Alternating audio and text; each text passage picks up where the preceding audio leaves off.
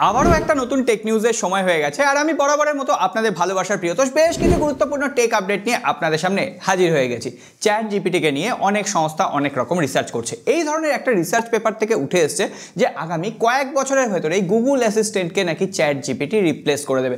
অর্থাৎ এখনকার দিনে আমরা যেমন গুগলের ভয়েস অ্যাসিস্ট্যান্টকে কাজে লাগিয়ে বিভিন্ন ধরনের অ্যালার্ম সেট করা থেকে আরম্ভ করে hey Google subscribe the Tech Bengali YouTube channel, হলো কি গুগলের ভয়েস অ্যাসিস্ট্যান্ট আমাদের চ্যানেলটাকে সাবস্ক্রাইব করে দিয়েছে। তো যদি না দিয়ে থাকে আপনি আছেন তো বস, আপনি সাবস্ক্রাইব করে দিন। যাই হোক, যে টপিকটা নিয়ে কথা বলছিলাম, রিসার্চে এটাও উঠে এসছে যে চ্যাট জিপিটি নাকি গুগলের ভয়েস অ্যাসিস্ট্যান্টের থেকে অনেক বেশি বুদ্ধিমত্তায় পরিচয় দিয়েছে, অর্থাৎ বেশি কাজে এফিশিয়েন্ট, অনেক বেশি কাজ করতে সক্ষম। তো দেখা যাক গুগল কি আদৌ এটা সাপোর্ট করবে। গুগলের অ্যান্ড্রয়েড সিস্টেমে চ্যাট জিপিটি মানে একটা থার্ড পার্টি ভয়েস অ্যাসিস্ট্যান্ট। তো দেখা যাক কি হয়। তবে হ্যাঁ, আপনি এই ভিডিওটা লাইক করতে ভুলবেন না, কারণ এই ধরনের ইনফরমেশন সবার আগে আমাদের পরিবারটাই দিতে পারে। তাহলে চলুন পরের টেক নিউজগুলো দেখে।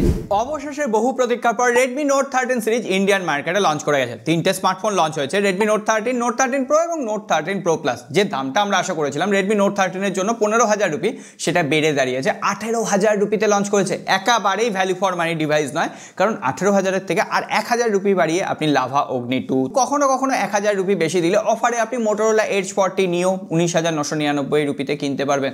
রেডমি নোট 13 ফোনটা স্পেসিফিকেশন আপনাদের সামনে দিয়ে দিলাম। আপনাদের স্পেসিফিকেশন কেমন লাগছে, প্রাইসের সাথে আদৌ জাস্টিফাইড কিনা অবশ্যই কমেন্ট বক্সে লিখে জানাবেন। এছাড়াও রেডমি নোট 13 ফোনটায় আপনি ব্যাক ক্যামেরা দিয়ে 1080p 30 fps এ ভিডিও শুট করতে পারবেন, সেখানে 60 fps পর্যন্ত নেই। ব্যাপারগুলো ভেবে দেখবেন, অন্য অনেক অল্টারনেটিভ অপশন রয়েছে। আর রেডমি নোট 13 প্রো, সেখানে Qualcomm Snapdragon 7s Gen 2 chipset দিয়ে, ওই ফোনটাও আমার যথেষ্ট ওভারপ্রাইস মনে হয়েছে, কারণ ওই দামে আপনি ভিভো T2 Pro অ্যাভেলেবেল পেয়ে যাবেন, অনেক বেটার ফোন। মোটোরোলা এজ 40 নিও তো ওই প্রাইস পয়েন্টে আছেই, ইনফিনিক্সের Giro 30 ফোনটা অ্যাভেলেবেল। এছাড়াও আর একটু বেশি দাম দিলে ভিভো V27 ফোনগুলো কিন্তু অ্যাভেলেবেল। অন্যদিকে রেডমি নোট 13 প্রো প্লাস যে ফোনটা, সেই ফোনটার তো কোনো কেনা মানেই নেই।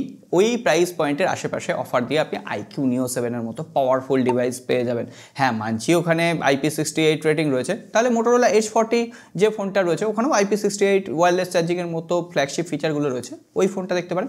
ওভারঅল রেডমি নোট 13 সিরিজ, হ্যাঁ স্পেসিফিকেশনের দিক থেকে কম্প্রোমাইজ নেই ঠিকই, কিন্তু প্রাইস পয়েন্ট অনেকটা কম হওয়া উচিত ছিল। অনেক লাফালাফি করার পর অবশেষে আইফোনের সেলফি ক্যামেরা আপগ্রেড হতে চলেছে। লেটেস্ট পাওয়া একটা রিপোর্ট থেকে দেখা যাচ্ছে আইফোন 17, অর্থাৎ আরও 2 বছর আমাদের ওয়েট করতে হবে 24 মেগাপিক্সেলের সেলফি ক্যামেরা পাওয়ার জন্য। হতে পারে সেখানে আইফোন 17 যে বেস ভ্যারিয়েন্ট, সেখানে আমরা 24 মেগাপিক্সেল পেলাম না, হয়তো 17 প্রো বা প্রো ম্যাক্স ভ্যারিয়েন্টে গিয়ে আমরা 24 মেগাপিক্সেল পেলাম। তো এখনো 2 বছরের বাকি রয়েছে, যখন আসবে খবর তখন শেয়ার করব। তবে এই সব কিছুর পরে একটা দারুণ দেখতে স্মার্টফোনের ছবি আজকে ইন্টারনেটে ভাইরাল হয়ে গেছে।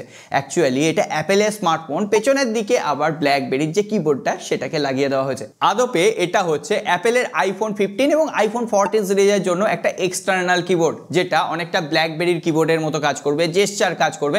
আর এই কিবোর্ডটার দাম আমার হিসেবে অনেকটাই কম লাগছে, $139, ওই 10,000 রুপির আশেপাশে। যারা আইফোন 15 ব্যবহার করছেন তারা অনেকেই কিন্তু এই কিবোর্ডটা কিনতে চাইবেন, হ্যাঁ মোহে পড়েই কিনতে চাইবেন, কিন্তু বেশ হ্যান্ডি মনে হয়েছে ব্যাপারটা। তবে কতটা এটা কমার্শিয়ালি অ্যাভেলেবেল হবে এখনও বলা যায় না, তবে দেখতে যথেষ্ট ফাঙ্কি লাগছে। ব্ল্যাকবেরির স্বাদও পূরণ হলো, আবার আইফোনের স্বাদও পূরণ হলো। নোকিয়া কোম্পানিটার নাম মনে আছে নিশ্চয়ই। নোকিয়া হচ্ছে ঘুমন্ত আগ্নেয়গিরি, কখন যে জেগে উঠবে কেউ জানে না। অ্যাকচুয়ালি নোকিয়ার বেশ কিছু 5G পেটেন্ট রয়েছে, ওই পেটেন্টগুলো কপি করার জন্য অলরেডি ফ্রান্সের বিভিন্ন শহরে, জার্মানিতে ওপো ভিভোর মতো সংস্থা কিন্তু ব্যান হয়ে গেছে।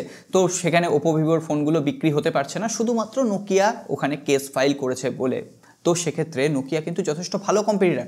এবারে নোকিয়া অনারের সাথে হাত মিলিয়ে আরও বেশ কিছু 5G ইনফ্রাস্ট্রাকচার, 5G পেটেন্ট তৈরি করার দিকে এগোচ্ছে। তো দেখা যাক, হতে পারে ভবিষ্যতে নোকিয়া স্মার্টফোন লঞ্চ না করলেও হয়তো অন্যান্য কোম্পানি নোকিয়ার এই 5G পেটেন্টগুলোই ইউজ করবে, তার থেকে মুনাফা কামাবে নোকিয়া। অবশেষে গেমারদের স্বপ্নের ফোন আসুস ROG Phone 8 8ই জানুয়ারি ইন্ডিয়ান মার্কেটে লঞ্চ করতে চলেছে। সেখানে কোয়ালকম স্ন্যাপড্রাগন 8 জেনারেশন 3 চিপসেট তো থাকছেই, এছাড়াও ফোনটা ফার্স্ট লুক কেমন হবে সেটাও সামনে চলে এসেছে। এছাড়াও 6.78 ইঞ্চের একটা ফুল HD প্লাস অ্যামোলেড ডিসপ্লে থাকছে, 120 হার্টজের রিফ্রেশ রেট থাকছে, এমনকি বলা হচ্ছে গেমিংয়ের সময় সেটা 144 হার্টজ পর্যন্ত সাপোর্ট করবে, ওই কোনো রকম একটা ফিচার দিয়ে দেওয়া হবে। এর সঙ্গে সেখানে ইনবিল্ট 16GB র্যাম থাকবে, একটা স্মার্টফোনের 16GB র্যাম। তো দেখা যাক কত দামে আসুস এটাকে লঞ্চ করে। রেডমি নোট 13 সিরিজের পর হতাশ করতে পারে রিয়েলমি 12 সিরিজও। হ্যাঁ বেশ কিছু খবর আগে এসেছিল যেগুলো দেখে খুব এক্সাইটিং মনে হয়েছিল। অবশেষে রিয়েলমি 12 প্রো যে ফোনটা অফিসিয়ালি মোটামুটি 100% কনফার্ম হয়ে গেছে, কোয়ালকম স্ন্যাপড্রাগন 6 জেনারেশন 1 চিপসেট থাকবে। আর সেই ফোনটা যদি 25,000 রুপিতে লঞ্চ হয়, তাহলে ওই ওই প্রসেসর দিয়ে ওই ফোনটা লঞ্চ করার কোনো মানেই হয় না। এই প্রসেসরটা মোটামুটি 18 থেকে 20,000 রুপি হলে সব থেকে বেটার হয়। তো দেখা যাক। এছাড়াও এখানে টেলিফটো সেন্সরও থাকছে না। অন্যদিকে Realme 12 Pro Plus যে ফোনটা, সেখানে শোনা যাচ্ছে যে টেলিফটো সেন্সর থাকবে, Qualcomm Snapdragon 7s Gen 2 chipset থাকবে। আর এই 7s Gen 2 চিপসেটটাও কিন্তু মোটামুটি মিড রেঞ্জ প্রসেসর, এমন নয় যে সেটা ফ্ল্যাগশিপ প্রসেসর। তো Realme 12 সিরিজও কিন্তু এবার যথেষ্ট ভাবাচ্ছে। স্মার্টফোনের লঞ্চের শেষ নেই। 11 জানুয়ারি পোকো X6 সিরিজ লঞ্চ করতে চলেছে, পোকো X6 এবং পোকো X6 Pro।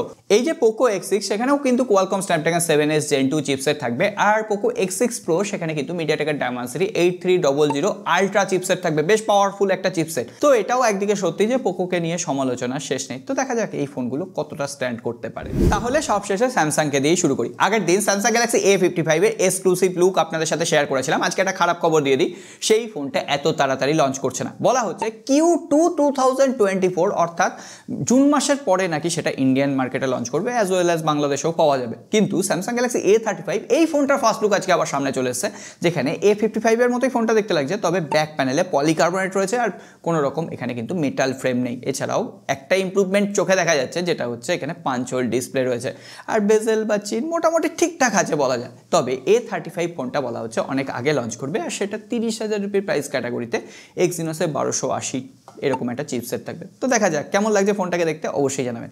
কিন্তু সব থেকে এক্সাইটিং যে খবরটা সেটা হচ্ছে স্যামসাং গ্যালাক্সি S24 সিরিজের।